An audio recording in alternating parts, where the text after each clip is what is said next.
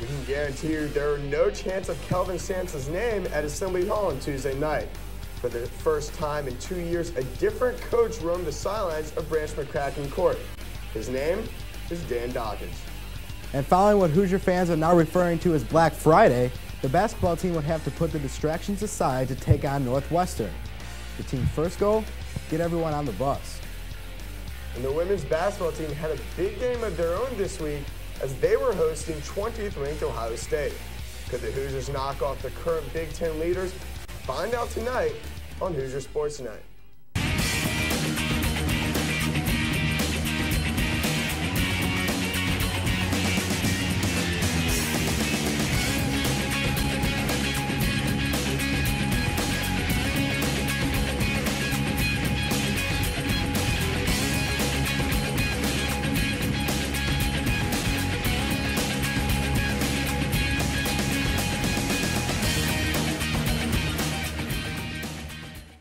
It was an historic night at Assembly Hall on Tuesday as Dan Dockage became only the fourth man to coach Indiana basketball since 1971. Fortunately for the Hoosier fans now, he's the third head coach since Bob Knight was fired in 2000. The opponents for IU would be the Ohio State Buckeyes. Coming off his first career game at Northwestern last weekend, Dockage would see if he can make it 2 for 2. Dockage got a warm and friendly welcome from the Hoosier faithful in his first game. Hoosiers up by 4 no longer when Eric Gordon hits the 3. He only had 1 of those on the night as he's 1 of 8 shooting, but that puts the Hoosiers up 7. They're now up 9 when Stemler gets the ball, kicks it out to Gordon, who finds Crawford running for the nice dunk, and the Hoosiers were rolling up by 11, but don't count out the Buckeyes. Same score when Othello Hunter gets past the nice dunk. He had 12 points on the night. And the Buckeyes were still coming back, but Gordon said, get out of here, blocks it, gets to Armand, drives the lane for the nice layup, puts the Hoosiers up 12, and Armand was just getting started. He was wet as he splishes and splashes the 3-pointer, gives the Hoosiers a 13-point lead. But Ohio State made a huge run, and Kufis gets the rebound. He had 6 of those on the night, and after the jumper, Ohio State's down 9, and that's the score at half, 31-21. And Ohio State came out on fire in the second half. Thanks a lot to Kufis, who gets the shot to go in here. They're still within 4, and Kufis gets it again. Their go-to man can't get it, but Hunter's there for the putback. They're within 2.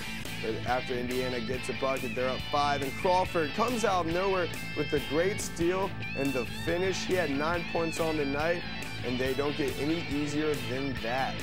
The Hoosiers up 7 when Diebler hits his only 3 on the night, but that's good enough to put the Buckeyes within 4. They're now within 1 when DJ White made his presence felt as he gets the tip to go. He had 16 points, 8 rebounds on the night, put the Hoosiers up 3. They're now up 2, and there's the man, Armand Bassett, drills the 3, gives the Hoosiers a 5-point lead. He had 24 points on the night. Now, late in the second half, Hoosiers up 4. DJ White, the nice, easy, nailing the coffin for the bucket as the Hoosiers go on to win 72-66, and Dockage gets his first win in Assembly Hall. For the second straight game, it's Armand Bassett who led the Hoosiers in scoring. He finished with 23 points on 7 of 11 shooting. Bassett also was a savior from beyond the arc, going 4 from 8, while the rest of the team shot a miserable 1 for 17. Austin Kufis led the Buckeyes with 21 points and 6 rebounds, 4 of which occurred on the offensive end. Indiana continues to make a living from the free throw line. And they tripled the Buckeyes in attempts with 24 while shooting at a near 80% clip. With DJ White and Eric Gordon gobbling up all the Big Ten accolades, it's easy for some of the other players to get lost in the shuffle. But Armand Bassett isn't going to let his chance for the limelight go by. Well, it's a time of year where guys, step up, fall back, and he's in the gym a lot. He's working hard, and I just think he's playing really hard. I think he's put himself as a leader. He's put himself on both ends, offensively and defensively, and I just think he's being aggressive. Bassett now leads the Big Ten in three-point percentage and is 6th in the nation in assist-to-turnover ratio.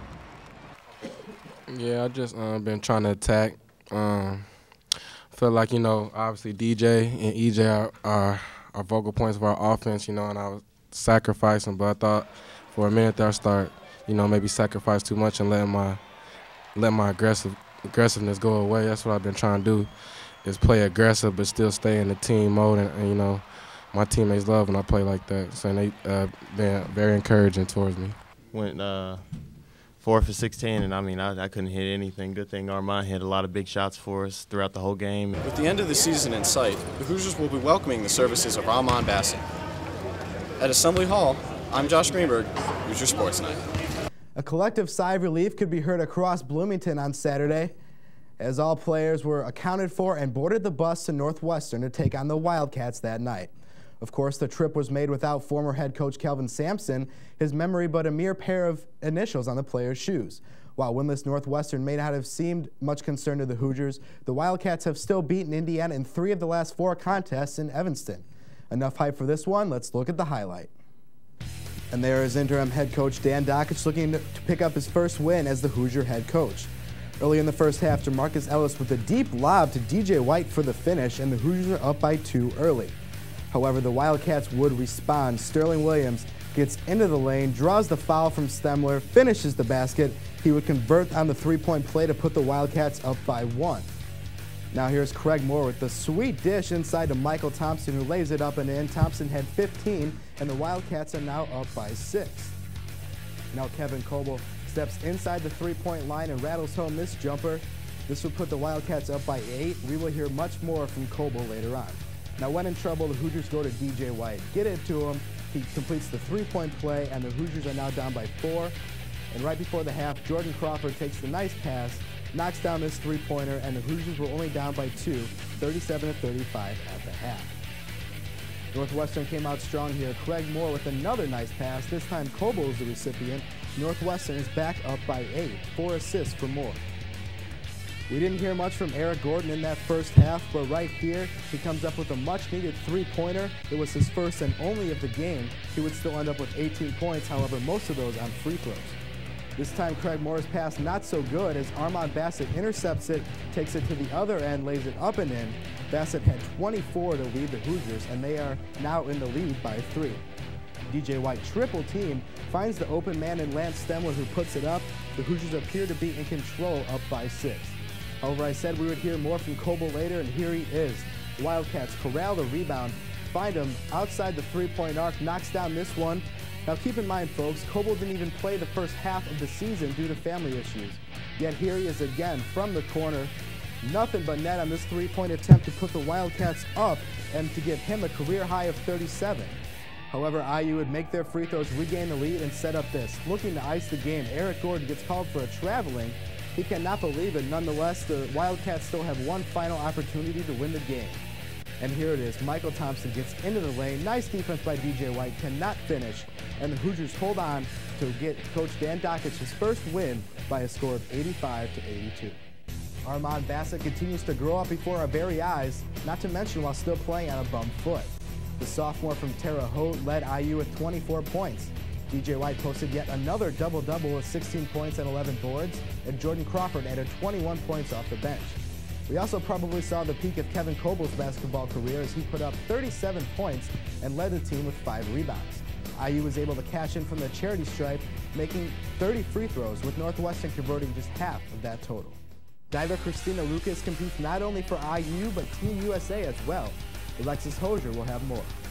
We'll take a look at the men's basketball team's remaining games and check out in the Big Ten standings as just over a week remains in the regular season. You're watching Hoosier Sports Night. Keep it here.